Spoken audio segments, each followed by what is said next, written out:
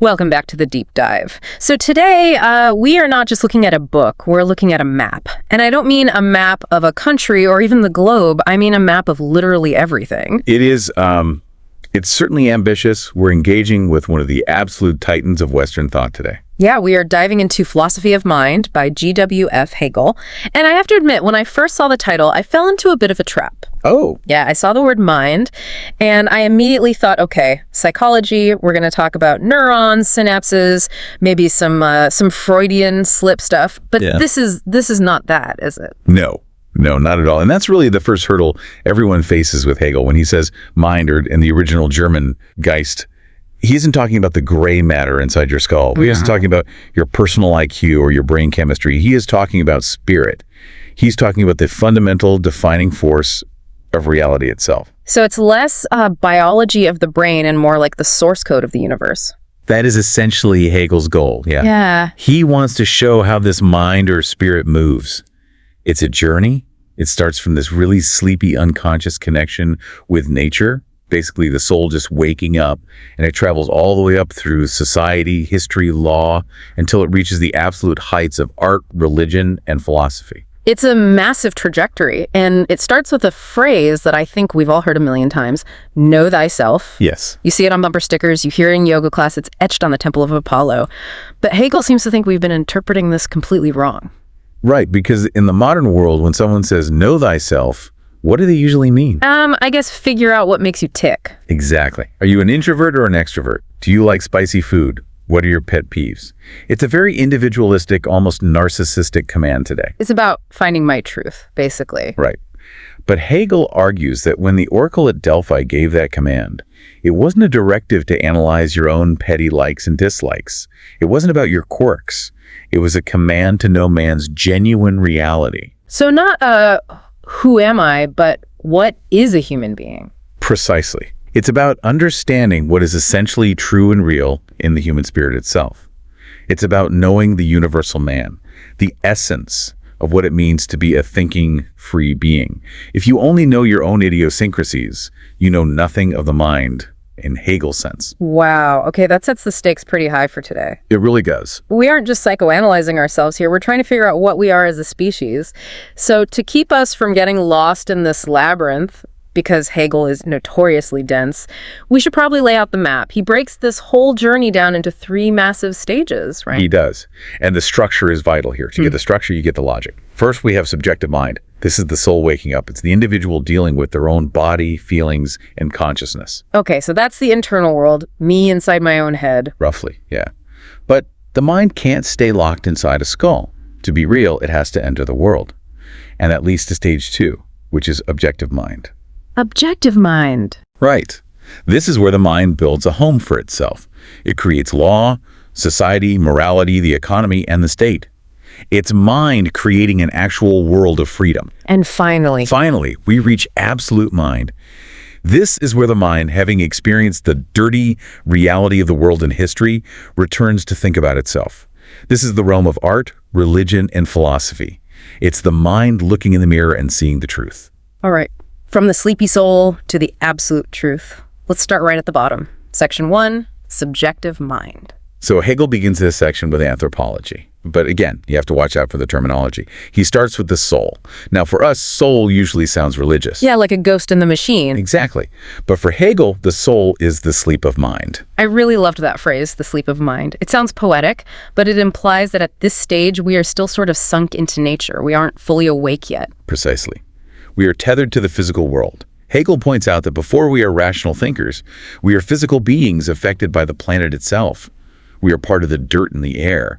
He talks about how the seasons, the time of day, the climate, how all of that directly affects our mood and mental state. He actually gets into geography here, which I found fascinating. He talks about how different continents and climates shape what he calls the nature-governed mind. He does, and it's a very specific observation. He notes the difference between the northern and southern hemispheres. He argues that the north, with its massive connected land masses, fosters a different kind of temperament than the south, which is more fragmented by the sea. Wow. He argues these physical realities fundamentally shape the temperament of the people living there. Now, we might call this environmental determinism today, but his philosophical point is what matters. The soul starts off reacting to the planet. You aren't a free thinker yet, you're just a barometer. It's not just the planet, though. It's our own biology. He breaks down the ages of life. And I found this surprisingly relatable. He treats aging not just as, biological decay, but as a dialectical process. It is a dialectic. It's a movement of contradictions. You start with childhood. The child is in harmony with the world, but it's a simple, unearned harmony. Right, because everything is just done for them. Exactly. The mind is wrapped up in itself, the child is the center of its own world, and everything is provided. Then comes youth, and oh boy, did this resonate. Hegel calls it the period of strain and struggle. Yes. Yeah. This is the teenager, the young adult. The youth has ideals. They have a vision of how the world should be perfect, just, romantic, and they crash headfirst into the world as it actually is. Which is usually messy, unfair, and boring. Exactly. The youth feels like the world is an enemy. They feel that the objective world is incomplete or wrong because it doesn't match their subjective ideal. It's a clash. They want to change the world, but often it's because they don't really understand it yet. And then comes manhood, and I assume he means adulthood generally here. This is where the shift happens. Hegel says the adult recognizes objective necessity. That sounds, it almost sounds like giving up. It sounds like resignation, but Hegel sees it as a much higher stage. The adult stops fighting the world as an enemy and starts finding their place within it. They find security in the work of the world. Okay. You realize that by participating in the system, by having a job, a role, a family, you actually gain reality. You become somebody by interacting with the objective world rather than just critiquing it from the sidelines. And finally, old age. Which is a return to unity, but often a return to the past. He warns about the danger of deadening habit in old age, where the mind stops engaging with the present and just lives in memory. The struggle is over, but so is the vitality. Now, before I move on, there was a section here that really surprised me. It felt like we took a detour into the Twilight Zone. Hegel starts talking about the magical tie and somnambulism. Ah, yes. The feeling soul. This is Hegel grappling with the subconscious and the paranormal, or at least what was considered paranormal in his day, like mesmerism. He talks about the relationship between a mother and a fetus. He calls the mother the genius of the child. He uses genius in the classical sense, like a guiding spirit or a total selfhood. He argues that in the womb, the child doesn't have its own self. It is psychically linked to the mother. The mother is its genius. But then he extends this to adults. He talks about trance states, hypnosis, or magnetic somnambulism. Right, which was a huge fad in the 19th century. People getting hypnotized and claiming they could see the future or read minds. And Hegel is very critical of this. He acknowledges it exists, that people can fall into these trance states where they lose their own self-possession and are controlled by another person's will. But he doesn't see this as a higher spiritual state or a superpower. He calls it a disease, right? He does. He calls it a degradation.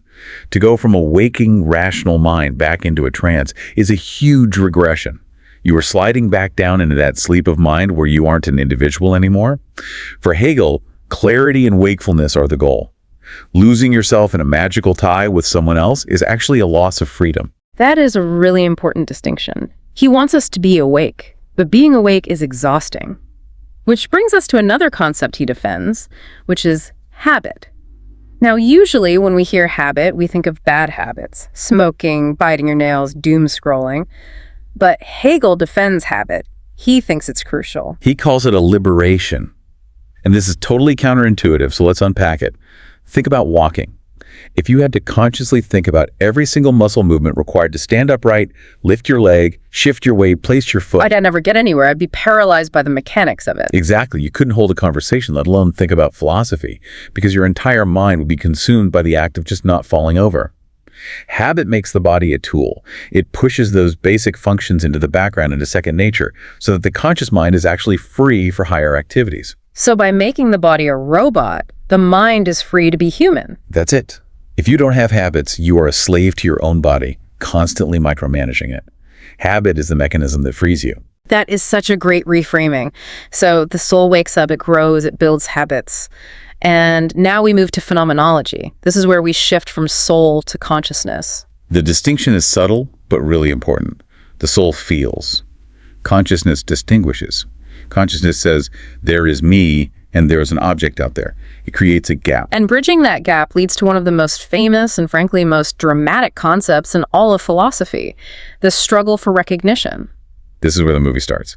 Hegel argues that you cannot be a fully self-conscious person in total isolation. You can't just look in a mirror. You need another self-consciousness to acknowledge you.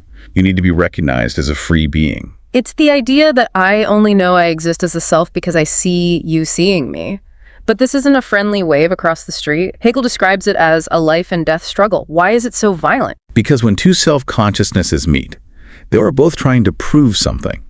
They're trying to prove that they're not just animals. An animal wants to survive at all costs. A human, a free spirit, values freedom more than life. So, to prove I am free, I have to be willing to risk my life. And you have to be willing to risk yours. It's a game of chicken. It is. If we both die, nobody wins. But if one of us gets scared of death and surrenders... That's the master and slave relationship. Right. One combatant prefers life over liberty. They surrender, they become the slave. The other risks everything and wins. They become the master. And here is the twist that has influenced everyone from Marx to Sartre. Hegel says the master is actually the one who ends up stuck. It's a brilliant inversion. Think about the master's position. He has the slave do everything. He consumes, he eats the food the slave cooked, he lives in the house the slave built, but he never interacts with the world directly. He becomes completely dependent. And worse, he wanted recognition, right? But who is recognizing him? The slave. A person he doesn't respect. A person he views as a thing. So the recognition is hollow. It's totally worthless. Meanwhile, the slave is having a very different experience. The slave is working. And for Hegel, labor is spiritual. The slave has to process nature. He has to plow the stubborn field, cut the stone, craft the object. He has to suppress his own immediate desires and focus on the task. He develops discipline. And more importantly, he looks at the finished products, the wall he built, the crop he grew, and he sees himself in it. He sees that his mind has power over the objective world. He realizes, I made this. I matter. So the slave, through labor, actually begins the path to true universal self-consciousness, while the master becomes a lazy, dependent parasite. That is such a powerful reversal. It really is. It teaches us that freedom isn't just about being the bong. Freedom comes through the interaction with the objective world, through work. Moving on, we get to psychology. Hegel talks about the theoretical mind. And I want to zoom in on one specific part here because it's so unexpected. Hegel has a very strong opinion on language and writing, specifically hieroglyphs versus the alphabet. Oh, he has a definite preference. He is essentially team alphabet all the way. He calls hieroglyphics, and he explicitly references Chinese characters here, static and dumb. That sounds incredibly harsh. What is his philosophical beef with characters? It comes down to how the mind processes meaning. Hegel believes that a hieroglyph or a character represents the idea directly. If you see a drawing of a sun or a character for sun, it relates directly to the image of the sun. It's bound to the concrete image. Okay. And the alphabet? The alphabet is analytic. The letters S-U-N don't look like the sun. They represent sounds. They represent the vocal note. Hegel thinks this is superior because it forces the mind to detach from the picture and focus on the sound, which is the most internal, spiritual expression of the self. So because the alphabet is more abstract, it's more intelligent? For Hegel, yes. He argues that alphabetic writing breaks words down into their components, the letters and sounds, and then rebuilds them. It's an act of analysis and synthesis. He thinks this makes the mind more fluid. He even critiques Leibniz's idea of a universal language of symbols. Right, the idea that we could just have a code of symbols that everyone understands, regardless of their spoken language. Hegel thought that would be a disaster for thinking. He says a static symbol language is only suitable for a stationary civilization. He specifically mentions that spoken Chinese has to rely on tonal distinctions, singing the words, essentially because the writing system doesn't capture the nuance of the vocal word in the same analytic way an alphabet does. Now, it's a controversial take today, obviously, but it fits his system. He always wants the mind to move from the concrete picture to the abstract thought. He also defends rote learning, or mechanical memory, which again goes against everything my teachers ever told me. Don't just memorize it, understand it. Hegel would say you need both. He distinguishes between retention, just vaguely keeping an image in your head, and mechanical memory. He thinks learning by rote is actually a high function of the mind. How can mindless repetition be a high function? Because when you memorize a string of words, names, or a speech, you are stripping away all the sensory imagery. You are focusing on the pure existence of the word itself. The mind has its wits about it even when acting mechanically. It's an exercise in pure mental discipline, creating an inner library of symbols that you can access instantly. If you don't have things memorized, you're constantly looking them up. You're not thinking freely. Interesting. So we've got the mind thinking, speaking, remembering. Now it has to act. We enter the practical mind, the will. This is a transition from knowing to doing. The mind decides to make itself a reality. But first, it starts with impulses. Impulses. I want food. I want sleep. I want that shiny thing. Impulses aren't bad, but they are fragmented. They pull you in different directions. If you just follow every impulse, you aren't free. You're just chaos. Hegel says happiness is the attempt to organize these impulses into a balanced whole. But happiness is fickle. It is. It's subjective. What makes you happy today might completely annoy you tomorrow. So Hegel argues that true freedom isn't just doing whatever you want or pursuing happiness. That's just caprice. So what is true freedom then? True freedom is the will willing itself. It is rational self-determination. It's when you choose to act according to universal reason. You don't just ask, what do I want? You ask, what is the rational thing to do? And that perfectly bridges us to section 2, objective mind. Because if I'm going to act with rational self-determination, I can't just do it in my head. I need a world to do it in. I need laws. I need stuff. Exactly. You cannot be free in a vacuum. Hegel says to be free, the mind must give itself an external existence. And the first way we do that is through property. This is another moment where Hegel makes something mundane sound really profound. Usually we think of property as just having stuff. Greed. Materialism. Hegel sees it differently. He asks, what is a thing? A thing has no will, it has no soul, it's just matter. You, however, are a free will. When you claim a thing, when you say this is mine, you are putting your will into that object. So my coffee mug isn't just a mug, it's a vessel for my will. In a sense, yes. By claiming it, you give that object a purpose. And more importantly, you give yourself a concrete existence in the world. If you own nothing, you would be a ghost. Property is the first realization of freedom because it proves your will has power over the physical world. And once we have property, we naturally have contract. Because property implies that other people exist who might also want that thing. A contract is two wills agreeing. I will give you this mug if you give me $5. For a moment, our two separate wills become one common will. But what happens when someone breaks that common will? When I take your mug and don't pay you, that's wrong or crime. This is where Hegel's logic gets incredibly rigorous. When you commit a crime like theft or assault, you are asserting your particular will against the universal right. You are saying, the law doesn't apply to me. And the response to that is punishment. Now, usually we think of punishment as a deterrent. Don't do the crime if you can't do the time. Or we think of it as rehabilitation, trying to fix the criminal.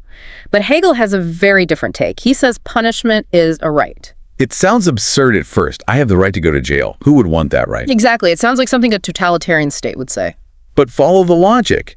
If I treat you like a dog that peed on the rug, I hit you with a newspaper to train you. I'm treating you like an animal that responds to pain and conditioning. I'm trying to fix you or scare you. Okay, yeah.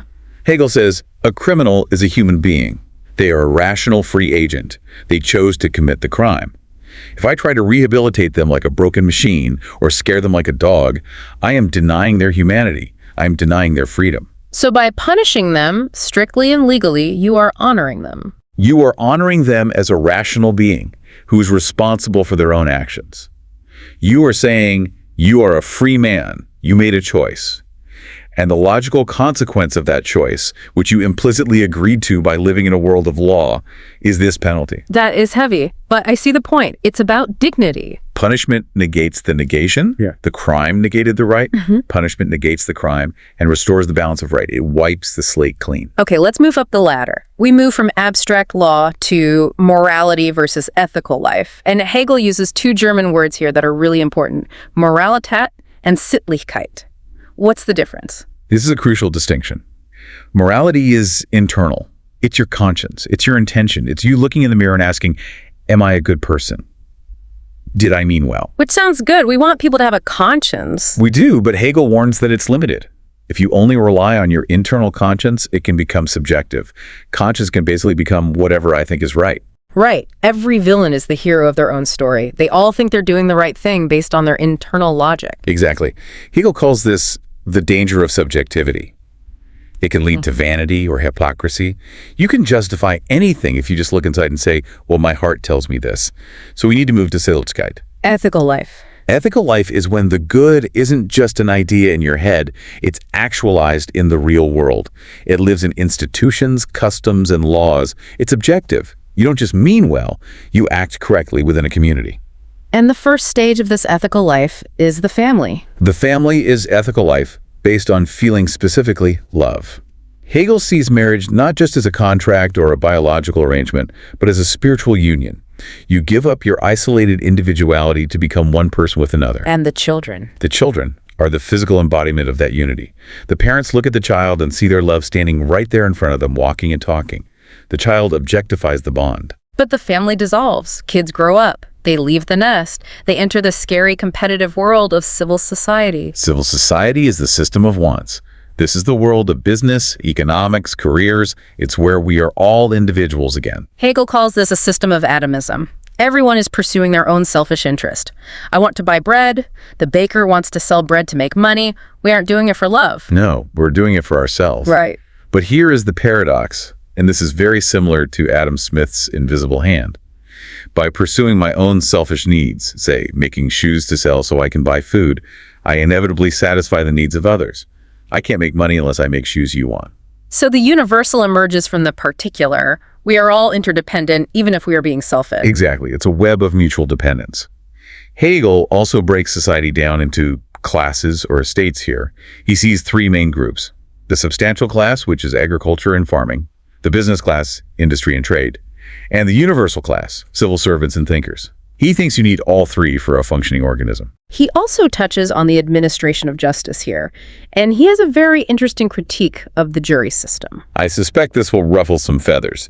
We tend to view the trial by jury as the gold standard of justice. 12 Angry Men. It's democracy in action. Hegel is skeptical. He accepts the jury for determining the question of fact. Did the guy steal the horse? Sure, let regular people decide that based on evidence. But he distinguishes that from the question of law. What is the legal implication? Okay, that makes sense. But he goes further. He calls the reliance on subjective conviction a trace of barbaric origin. Yes. He thinks that asking 12 random people to consult their gut feelings or their conscience to decide a verdict is primitive. He wants strict proof. He wants objective law. He thinks relying on the subjective feelings of a jury is a step backward from a truly rational, professional system of justice. He prefers the judge, who represents the universal law, over the jury, which represents particular opinions. So we have the family, we have civil society. But the highest form of objective mind is the state. Now, we have to be clear. When Hegel says the state, he doesn't mean the DMV. No, he doesn't mean the bureaucracy or the government administration alone. He means the state as an ethical organism. It is the realization of freedom. He completely rejects the social contract theory, the idea that we all just signed a deal to protect our property. Right, the idea that I won't kill you if you don't kill me and let's hire a police officer. Hegel says that's way too shallow. That makes the state just a security company. For Hegel, the state is a higher unity that you belong to, like a limb belongs to a body. It provides your identity, your culture, your language, your very ability to be a civilized human. And he has a very specific idea of how the state should be run. He argues for constitutional monarchy, and this is where I have to push back. Why a monarch? It feels like he's just sucking up to the king of Prussia. It's the most common criticism. But let's look at his argument. Hegel argues that the state needs a point of ultimate decision.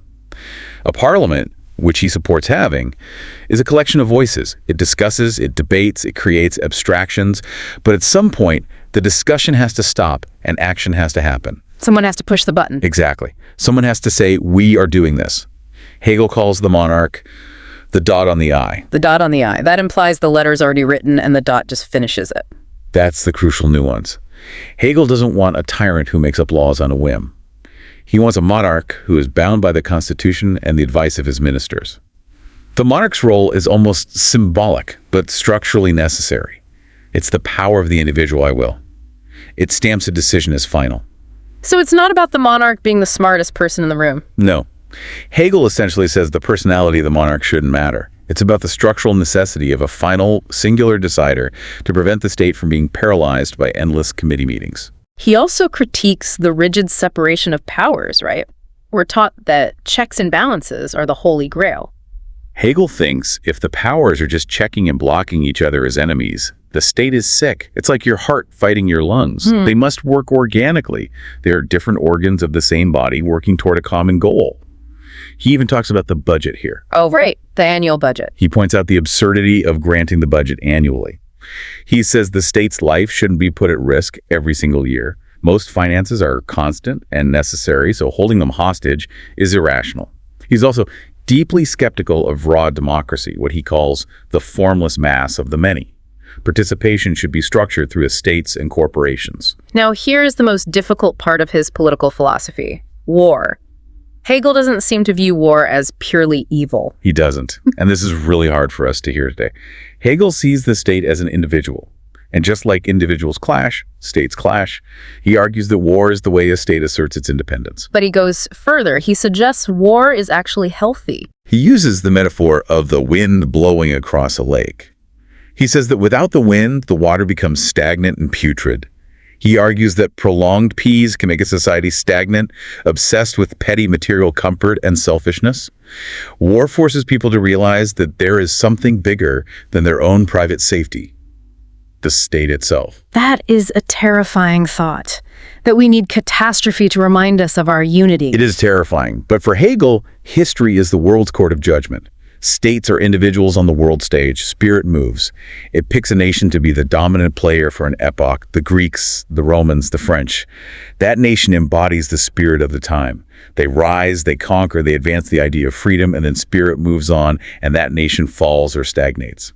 War is the mechanism of that movement. So history isn't just one damn thing after another. It's the autobiography of the world's spirit. Precisely. It's a slaughter bench, yes, but it's a slaughter bench with a purpose: the realization of freedom. Which brings us to the final summit. Section 3, absolute mind.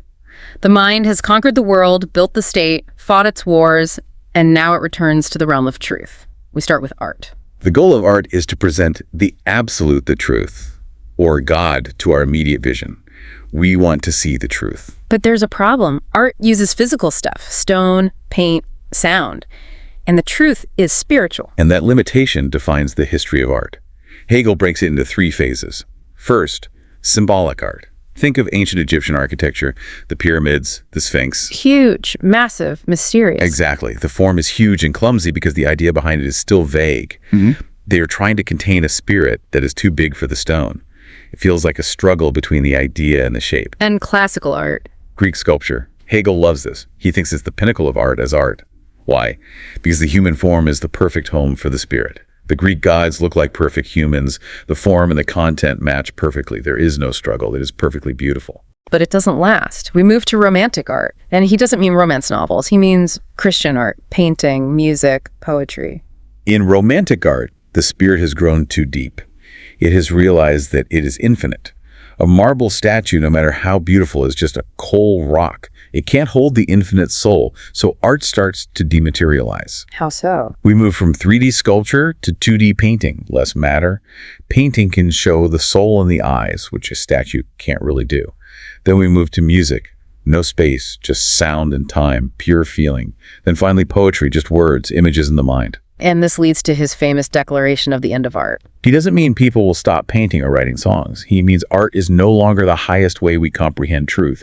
We've outgrown the need to see the truth in a picture. We need to think it. We need philosophy. So we step up to religion, specifically revealed religion, which for Hegel is Christianity. This is where God is revealed as spirit. And Hegel interprets the Trinity not as a confusing mystery, but as a philosophical map. How does he break down the Trinity? It follows his logical structure. God the Father is the universal, the eternal, abstract truth before the world exists. God the Son is the separation. God enters the world, becomes finite, suffers, and dies. This represents the mind getting lost in the objective world. And the Holy Spirit. The Spirit is the return. It is the reconciliation of the world back to the universal. It is the community of believers where God lives in the hearts of men. Universal, particular, individual. He also tackles the debate between faith and reason. Usually people say they're opposites, you just have to have faith. Hegel hates that separation. He says true religion and true philosophy have the exact same content. They're talking about the same truth. Religion uses picture thinking, stories, images, parables. Philosophy uses pure thought, but the substance is identical. He has a sharp critique for the theology of his day, too. People like Schleiermacher, who said religion is just a feeling of dependence. Hegel was savage about this. He said, if religion is just a feeling of dependence, then a dog is the best Christian, because a dog is perfectly dependent on its master. Hegel insists religion is about knowledge and truth, not just a vague, warm, fuzzy feeling in your heart. Which brings us to the very top, philosophy. The self-thinking idea, reason knowing itself. This is the synthesis of art and religion. It's looking at the truth without the need for a picture like in art or a story like in religion. Is pure understanding. Now, we have to address the elephant in the room. Hegel was constantly accused of pantheism, the idea that everything is God. This really annoyed Hegel. He defends himself vigorously in the text. He says, critics think pantheism means all this stuff, this cup, this table, this dirt is God. And Hegel's He like, says, absolutely not. That would be absurd. Everything, the finite trash of the world is exactly what is not God. God is the only true reality. The world is transient. It passes away. he even quotes the Bhagavad Gita to prove his point, doesn't he? He does. He cites Krishna. Even in texts that people call pantheistic, Krishna says, I am the taste in the water. I am the light of the sun. He distinguishes the essence from the accidental stuff. Hegel's point is that God is the spirit within reality, not the collection of atoms that make up the world. And so the system closes. We end with the syllogisms connecting logic, nature, and mind. The circle is complete. We started with the soul feeling the weather. We moved through the struggle for recognition, the building of laws and states, the wars of history, and we ended with the mind contemplating the eternal truth of the universe. So let's bring this home. What does this all mean? Why should the listener care about this massive, complex, sometimes terrifying system? Because it tells us that we aren't just accidents. We aren't just biological machines reacting to stimuli. The whole story of the universe, according to Hegel, is the story of freedom becoming conscious of itself. And we are the main characters. We are the vehicles. When you think, when you create, when you participate in a just state, you are the spirit knowing itself. You are part of the absolute process. That brings us to Hegel's most provocative thought. The rationale is the real. It's the ultimate challenge. If the world seems chaotic or wrong or irrational, Hegel asks, is it because the world is broken?